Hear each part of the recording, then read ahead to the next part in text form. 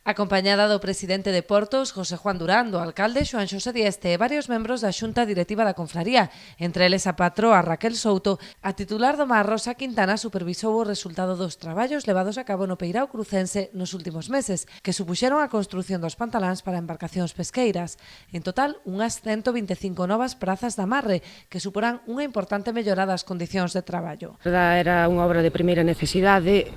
tanto para os mariñeiros, pola súa seguridade, que xa non é o primeiro que cae ao mar a querer saltar a súa embarcación, ou como para non perder os días de traballo que tiñamos que depender das mareas, se estaba moi seca, tiñámola que sacar antes ou despois, ou non poder ir traballar.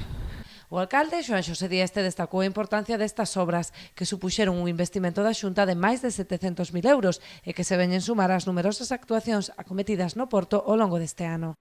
Esa gran inversión que durante anos fixo Portos de Galicia en Cabo de Este ano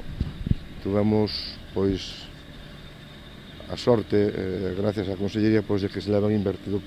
algo máis de 800.000 euros en diversas actuacións por Portos de Galicia. Esta que se acerca aos 700.000 euros. Rosa Quintana tamén se referiu a outra actuación independente neste porto, como a licitación das obras de construción dos pantaláns para embarcacións mexilloeiras, para os que xa hai consignada unha partida de 1,7 millóns de euros nos orzamentos da Xunta para o próximo ano. Queda satisfacer unha demanda que eu creo que é importante e necesaria do sector que se dedica ao cultivo do mexillón,